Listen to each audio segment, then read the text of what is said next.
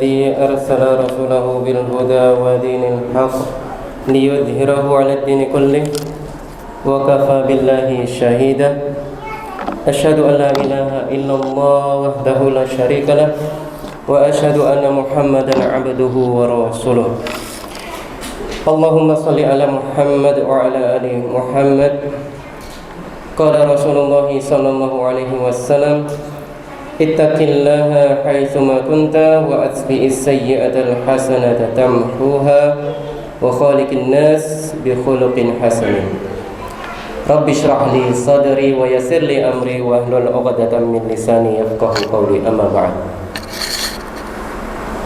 Ma'asyiral muslimin, jamaah Masjid Khairul Umma yang dirahmati Allah.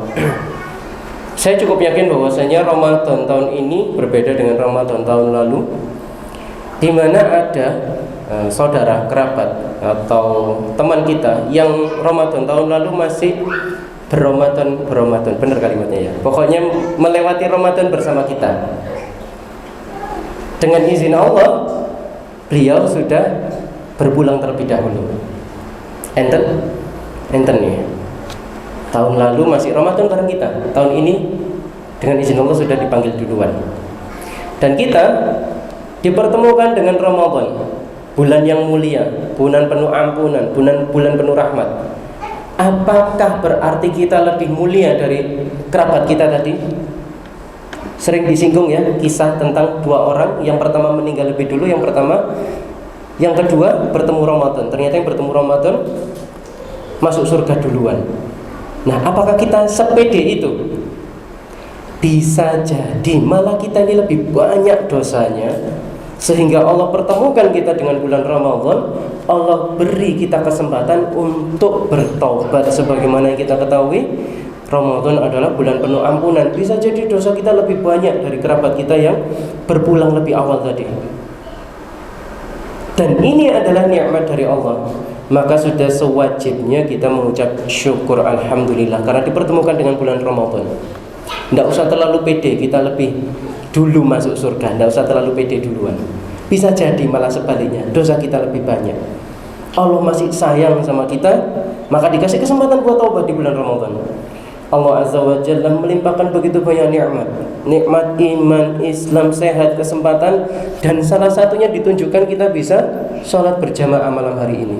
Dan ini pun nikmat. Salawat beriring salam semoga senantiasa tercurah kepada uswah kita Nabi Allah Muhammad alaihi salatu wassalam, beserta keluarga, sahabat, dan para pengikut beliau yang istiqomah hingga akhir zaman. Jamaah rahimakumullah, dalam sebuah hadis yang cukup masyhur diriwayatkan oleh Bukhari dari Aisyah radhiyallahu anha, kana Nabiyyu sallallahu alaihi wasallam idza dakhala al-ashru shadda mi'zarahu wa ahya lailahu wa aiqadha ahlah. Nabi sallallahu alaihi wasallam bila memasuki 10 hari terakhir bulan Ramadan, beliau mengencangkan sarung beliau, menghidupkan malam-malam beliau dengan ibadah, dan membangunkan keluarga beliau. Dari hadis ini setidaknya mengisyaratkan dua perintah, khususnya untuk para ayah dan para suami. Ayah suami ya sama ya.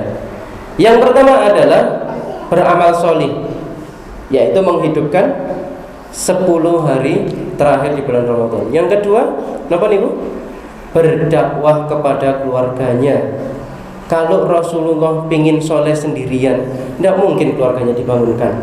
Tapi Rasulullah berdakwah kepada keluarganya dengan membangunkan keluarganya untuk turut menghidupkan malam-malam di 10 hari terakhir bulan Ramadan.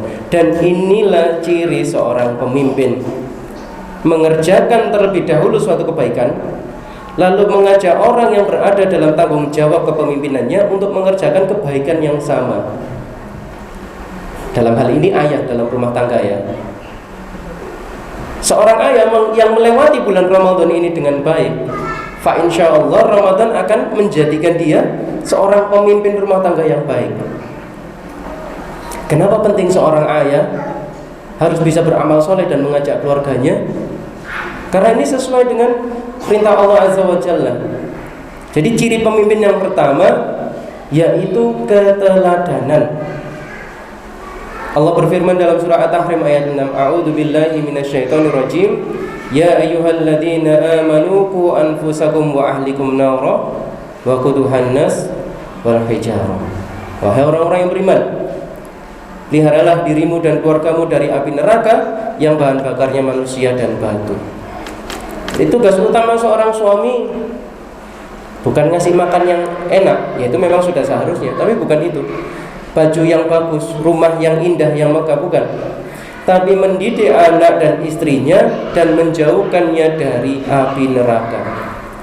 Jangan sampai tsumma naudzubillah min dzalik, kita para ayah, para suami digugat istri kita sendiri. Ya Allah, suami saya tidak pernah memerintahkan saya menutup aurat. Atau sampai digugat sama anaknya sendiri.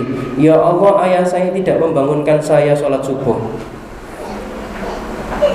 Dan perlu diketahui bahwa dakwah kepada keluarga ini termasuk dalam nafkah yang sering dilupakan. Orang ngertinya nafkah pada keluarga itu sandang, pangan, papan. Dua lagi sering dilupakan: sandang, pangan, papan, pendidikan, kasih sayang. Wis pokok dikasih uang, dikasih baju, kasih tempat tinggal, ditinggal dah. Nggak ditemani ngobrol, ya nggak dididik. Ini dua yang sering terabaikan. Dan kesalihan seorang ayah ini adalah penjagaan bagi anak-anaknya kelak. Allah Azza wa Jalla berfirman dalam surah Al-Kahfi 82, A'udzu billahi minasyaitonir rajim.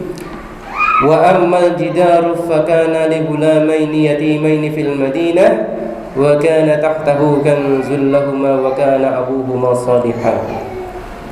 Dan adapun dinding rumah itu adalah milik dua anak yatim di kota itu, yang di bawahnya tersimpan harta bagi mereka berdua, dan ayahnya seorang yang solih. Jadi kesolihan ayah itu adalah penjagaan bagi anak-anaknya, dan Allah langsung yang menjaganya. Jamaah rahimakumullah, ciri kepemimpinan yang kedua yang bisa kita ambil pelajarannya dari bulan Ramadan adalah jujur. Jujur ini sifat yang mutlak, nggak bisa ditawar, harus dimiliki oleh seorang pemimpin. Jujur ini pondasi kepemimpinan. Rasulullah alaihi salatu wassalam itu mendapat gelar Al-Amin bahkan sebelum beliau diangkat menjadi nabi. Dalam sebuah hadis yang diriwayatkan oleh Imam Muslim, Rasulullah alaihi salatu wasallam bersabda, sesungguhnya orang yang selalu berkata jujur akan dicatat sebagai orang yang jujur, dan orang yang selalu berkata dusta akan dicatat sebagai pendusta. Di bulan Ramadan ini kita punya opsi untuk menjadi pribadi yang jujur atau enggak. Kita bisa makan sembunyi-sembunyi, kita bisa menelan air saat berkumur, saat berwudu. Tapi sebagai orang yang beriman, apakah kita melakukan itu? Enggak. Artinya Ramadan ini pun mengajarkan kita kejujuran. Jujur pada diri kita sendiri, jujur kepada Sang Pencipta. Dan seorang ayah harus bisa menjadi keteladanan bagi anak-anaknya dalam perkara kejujuran ini. Dan yang paling sering kita temui di masyarakat adalah banyak ayah yang menjanjikan sesuatu yang sebenarnya dia sendiri tidak berencana melakukan itu. Dan ini harus kita biasakan untuk hindari. Nanti ya nak, bapak belikan. Nanti ya nak, kita kesana. Hati-hati. Hati-hati para ayah, para suami untuk tidak bermudah-mudahan dalam janji yang dia sendiri tahu tidak akan menepati janji itu. Jamaah rahimakumullah, yang ketiga, ciri kepemimpinan yang bisa kita ambil pelajarannya dalam bulan Ramadan adalah disiplin. Bulan Ramadan memaksa kita disiplin secara konsisten. Bangun pagi, makan sahur, sholat subuh, bahkan biasanya berkumpul bersama keluarga sebelum azan maghrib untuk berbuka, sholat tepat waktu, dan masih banyak ibadah-ibadah lainnya yang memaksa kita untuk disiplin secara konsisten. Jenengan tidak perlu repot-repot memasukkan anak jenengan ke militer kalau tujuannya hanya sekedar menjadikan anak disiplin.